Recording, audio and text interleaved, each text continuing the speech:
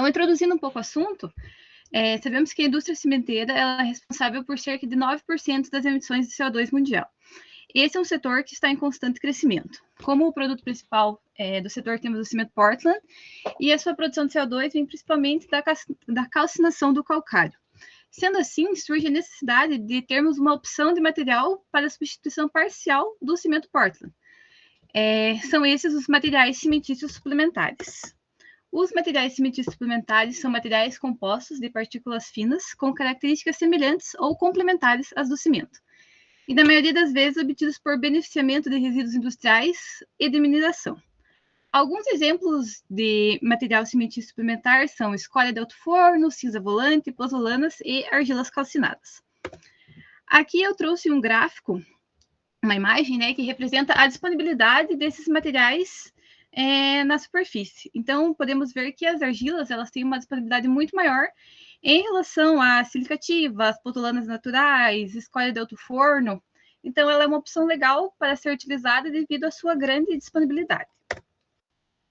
É preciso ver que alguns materiais cimentícios suplementares eles se tornam inviáveis devido ao seu transporte, né? Tanto pelo custo quanto pela produção de CO2 que o transporte gera. Sendo assim, há necessidade de explorar o que temos disponível localmente, né? O que temos disponível mais próximo de nós para a utilização. A nossa ideia também é utilizar do cimento LC3, que é um cimento que tem 50% de cimento e os outros 50% substituídos, sendo 30% de argila calcinada, 15% calcário e 5% gesso. Há estudos que falam que para a argila ser utilizada, seria ideal, né, para ser utilizada no cimento LC3, ela precisa ter ao menos 40% de caulinita.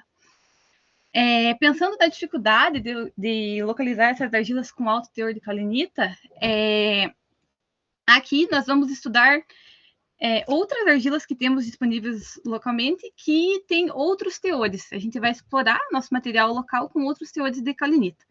Aqui eu coloquei algumas imagens do dia da coleta do nosso material, que já foi realizado. Não podemos esquecer também que o cimento LC3 ele tem algumas características físicas e geológicas que se diferem do cimento tradicional. Né? O cimento LC3 ele possui uma maior finura e uma maior superfície específica. Isso acarreta no aumento da demanda de água, consequentemente aumentando a viscosidade e a tensão de escoamento. E para que ele tenha uma trabalhabilidade adequada, é quase que obrigatório o uso de aditivo plastificante. Sendo assim, então, será necessário compreender as propriedades geológicas do cimento LC3 para que possa fazer uma ampla utilização desse material e saber quais são as características geológicas desejadas e as indesejadas. Há estudos que falam, né, que há poucos estudos que abordam as propriedades geológicas indesejadas do material, que também é um gap de pesquisa que a gente vai vir a abordar. Então, como um todo, o objetivo desse trabalho é caracterizar argilas da região sudeste do Paraná como material suplementar, além de analisar seu teor de caulinita para possível uso em pastas de cimento LC3. Aqui eu tenho o mapa e onde está pontuado são os locais que a gente fez a coleta do material, que foram nos municípios de Prudentópolis, São Mateus no Sul e Ipiranga. Foram coletadas 7 amostras de 7 cerâmicas diferentes. Aqui eu trouxe também no Materiais e Métodos algumas imagens que a gente já fez das amostras após moagem e calcinação. É possível ver que elas têm algumas colorações diferentes, né? A ideia mais para frente é associar a sua coloração com a sua composição e ver qual é a relação entre elas. Esse material, ele então já foi passado por um processo de secagem em estufa, está sendo passado por um processo de moagem, a gente ainda não conseguiu moer tudo que temos de material, né? Estamos utilizando um moinho de bolas em parceria com o Departamento de Física da Unicentro. Após a moagem, o material está sendo peneirado na peneira 53 e, de maneira inicial, foi calcinado na mufla a 700 graus. Aqui eu coloquei um asterisco porque é muito provável que o nosso trabalho final venha a ter uma temperatura de calcinação maior, devido a alguma troca de conhecimento que tivemos lá com o professor Hassar, que nos auxiliou, que temos alguns componentes na nossa argila que ele só é ativado em uma temperatura próxima a 850 graus. Então, para o nosso trabalho final, agora a gente vai acabar trocando a nossa temperatura de calcinação. Com isso, né, o que teremos de materiais? Vamos usar o cimento CP5, as argilas e o filler. O cimento CP5 vai passar por FRX, granulometria laser e DRX. O filler vai passar pelo processo de FRX, DRX, TG para ver qual é o seu teor de carbonato de cálcio e MEV. E as argilas passarão por FRX, DRX antes e após a calcinação, TG para saber qual é o seu teor de caolinita, MEV para saber o formato de suas partículas e teste R3 de reatividade. Nós vamos usar 3 tipos de pastas, a pasta referência com 100% de CP5, uma pasta A, que as argilas serão usadas como material cimentício suplementar simples, com substituição de 20% do cimento Portland pela argila, e uma terceira pasta relacionada ao cimento LC3, onde será substituído em torno de 50% da pasta por 15% filler, 5% gesso e 30% da argila. No total, serão 15 composições, iremos trabalhar apenas com pastas devido à dificuldade de calcinação e moagem do nosso material. Não temos um material muito abundante devido a essa dificuldade. Nós vamos fixar uma relação água-cimento e ajustando o aditivo superplastificante de acordo com a necessidade. Aqui também vamos usar o reômetro rotacional da UFSC. Vamos fazer a avaliação ao longo do tempo, em 10, 20, 30, 40 e 50 minutos. Vamos analisar suas propriedades mecânicas aos 3, 7 e 28 dias, além do DRX e TG das suas pastas. Será feita a cinética de hidratação através da calorimetria isométrica, também, que será realizada no laboratório Nanotech da UFSC, que o pessoal disponibilizou para que a gente venha utilizar ele em janeiro. E será feita uma análise simplificada de CO2. Alguns resultados preliminares que temos, que já viemos e montamos aqui como início, né, ponto de partida. Aqui nós temos primeiro o nosso teor de caolinita, e onde está a flecha mostra que uma das amostras, que é a minha amostra Pascual, ela tem um teor próximo ao meu teor mínimo necessário, que é 40%, para uso em cimento LC3. Estamos esperando alguns outros resultados, né? Mas então temos uma das amostras que é uma forte candidata a termos bons resultados mais para frente. Aqui também o resultado preliminar de DRX feito antes da calcinação. Aqui ainda não estão todas as amostras, mas podemos ver que temos picos de ilita, caolinita e monte-morita.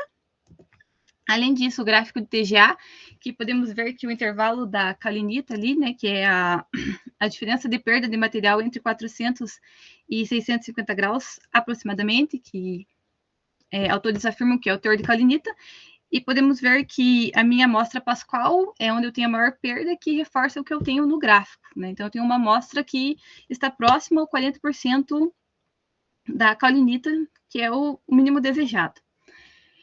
Por hora, o que a gente pode concluir, né? Que as argilas, elas têm um bom potencial para ser usado como material cimentício suplementar, pensando na logística de transporte, né? Usar um material que seja disponível de maneira local, pensando na redução do CO2 e também nas suas características próximas ao cimento Portland, né? Acredito que vamos obter resultados que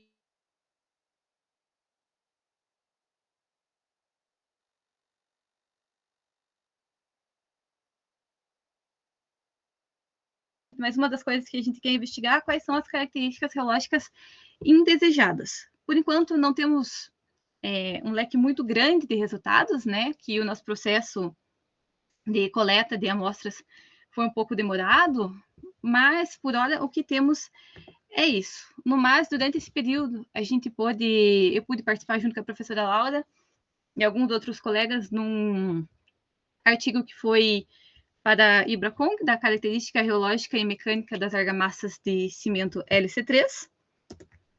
Aqui também eu trouxe um mapa do Vossviewer que mostra que o professor Irassar, que é o professor lá da Argentina, que esteve em collab com a professora Laura agora no intercâmbio.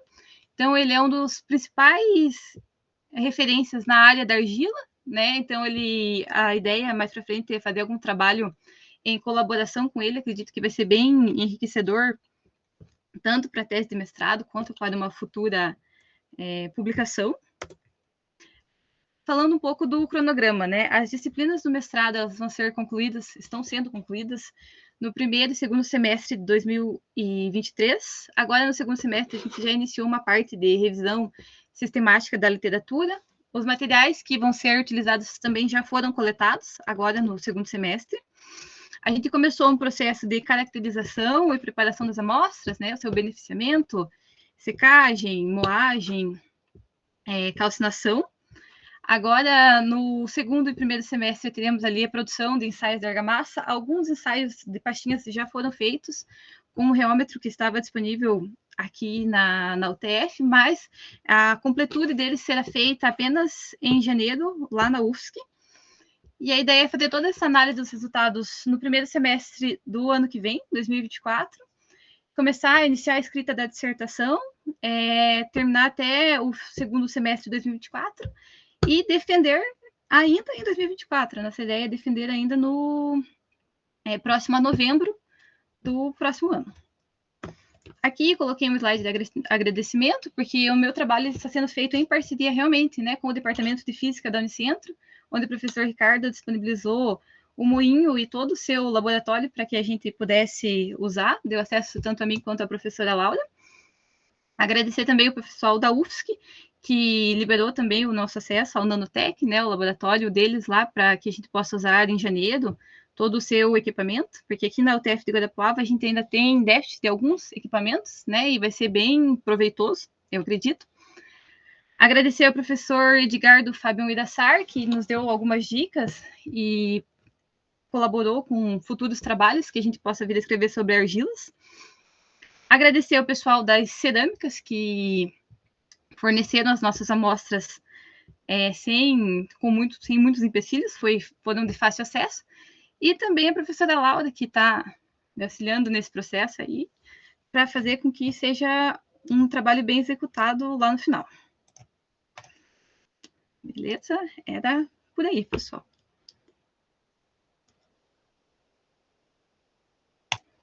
Beleza, muito obrigada, Melissa, pela apresentação. Aí, então, acho que agora a gente passa para as considerações, né, dos professores participantes da banca. Poderíamos começar com a professora Caroline? Pode sim.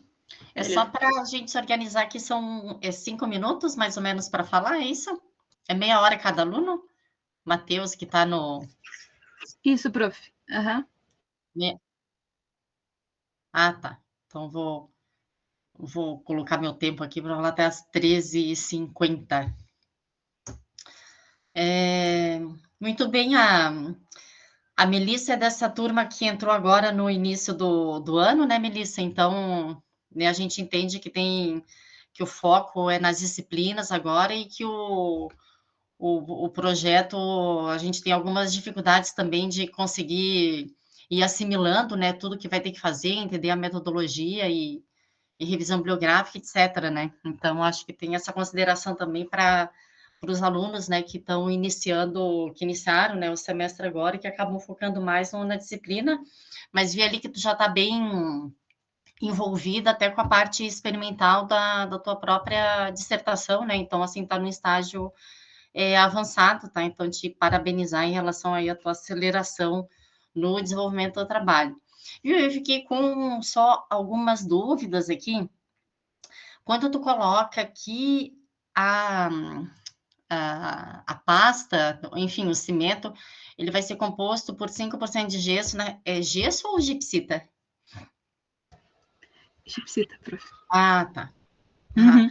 A Melissa foi minha aluna, né? Sabe que eu pego no pé com a nomenclatura.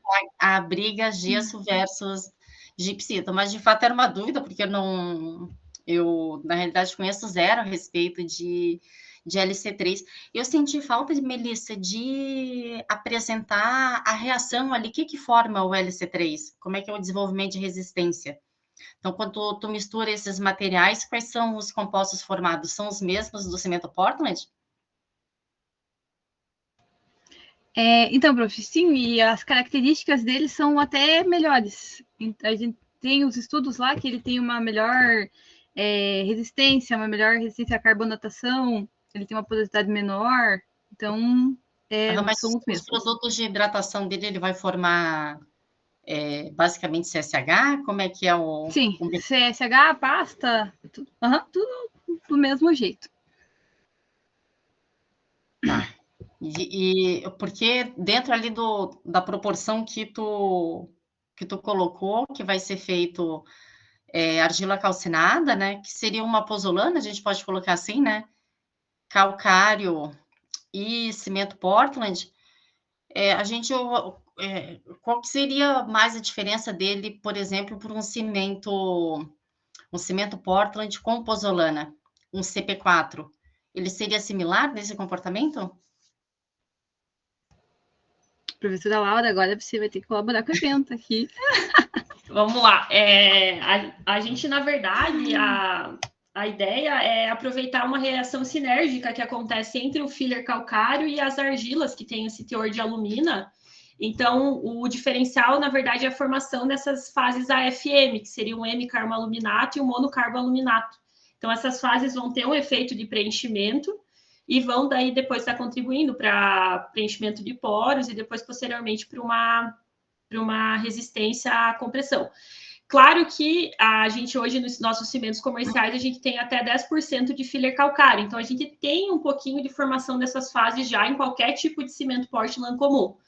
A nossa ideia com as argilas é explorar essa reação sinérgica e esse efeito para tentar formar mais esse produto, né? Que daí depois vai estar contribuindo para as resistências também. Tá. Não, muito bem, eu sei, né, Melissa, que a gente, como eu comentei, né, como vocês estão iniciando agora, e tem toda a importância ali de se aprofundar teoricamente no conteúdo, né? Então, só dei uma espremidinha para dar uma provocação para daqui para frente, mas é algo eu acho que tem que se preparar, porque quando a gente observa a composição do material, ele remete muito a um CP4, por exemplo, né? Então a gente fica naquela expectativa do que vai ser diferente, né? Então, para as próximas apresentações, e o LC3 é uma coisa que está sendo bem, né, um cimento que está sendo bem falado, mas que a gente, de fato, assim, conhece pouco, né? Então, explorar mesmo o mecanismo ali, né? O que ele vai formar, quais são os produtos ali que vão ser varridos, né? O que vai ser monitorado ali ao longo do tempo, para que vocês tenham essa resposta da eficiência, né? Se qual uma ou outra argila tenha funcionado, tá? Mas eu já estourei meus 5 minutos, não dá para falar nada, né? Tá? Tem que ser bem sucinto. E aí, só a última, do teu slide, tá? Eu achei que eu fiquei meio, parece, entorta a cabeça, assim, por causa desse fundo que ficou meio torto. E aí, a hora que tu coloca... o fundo do slide? Aí a hora que tu coloca, parece que algumas coisas estão tortas, então, assim, dá uma tendência a gente virar a cabeça, tá? Então, só uma sugestão de talvez rever essa, né, colocar alguma coisa ali mais retinha para a gente focar mais no texto e tirar o foco ali dessa parte ali inclinada. Tranquilo, prof. Ele vem padrão para nós, o fundo, sabe? Daí, isso é o geral. De todo mundo tá torto. Então, a sugestão é para a coordenação ali do seminário. Tá joia? Parabéns, tá, Melissa? Obrigada, prof. E sucesso aí na evolução da dissertação. Obrigada, professora Caroline. Então, agora passar a palavra para o professor Ilo, né? Agradecer já também, né, as contribuições aí de ambos. Oi, Melissa. Oi, Laura, Caroline, demais ouvintes aí que estão assistindo. Caroline, tem até o final da tarde para acostumar aí, porque o template aí que a gurizada escolheu é tortinho mesmo, já arruma uma almofada aí para nivelar o negócio aí. Parabéns para vocês pela escolha do tema, é um tema bem interessante, né? Em questão que tu falou ali, que é um ponto importante para isso, que é a questão da logística de transporte, na região ali tu pegou São Mateus, né? Essa amostra que é a mais favorável é perto ali de São Mateus, onde que é? Essa amostra que foi a mais favorável, professor, ela fica em Ipiranga, um pouco para frente de Prudentópolis ali, que foi a mais favorável, uma cidadezinha pequenininha ali. E em relação à distância com as cimenteiras, ela é muito longe? Como é que fica da parte de transporte? Não, ali seria tranquilo, né? Que a mais próxima, acredito que seja Itambé, ali, sentido Curitiba. Não é muito longe, não. É mais fácil. E é possível tu fazer uma adição de algum outro material para complementar essa, caso tu não consiga com esses 35, se não me engano, Eu complementar esses acredito até o 5% que metacaulina, falta né, para usar. Acredito que sim. para Aham. poder viabilizar Metacaulina. o uso dessa argila aí. Eu acredito que a gente vai utilizar algum material que para a gente ter pelo menos uma das amostras, né? Para conseguir concluir o nosso estudo no sentido do LC3 mesmo, na substituição. E provavelmente vai ser o metacaulina. Uhum. E a questão da tua análise pela cor, o que tu espera identificar através da cor? Qual os elementos que dão coloração à tua argila, que dependendo da intensidade desta cor, mostrariam a presença ou ausência satisfatória do que tu procura? A minha ideia lá no final é comparar que as argilas com um teor maior de caolinita elas sejam mais claras, que é de maneira geral o que é observado, né? Mas não sei, porque tem algumas outras que são clarinhas também que estão com uma composição meio estranha. Vamos ver se no final a gente vai conseguir chegar onde eu espero. Aquela cor mais avermelhada, ela se dá pela presença de quem? Não sei contar para o senhor. Do óxido de ferro, pode ser?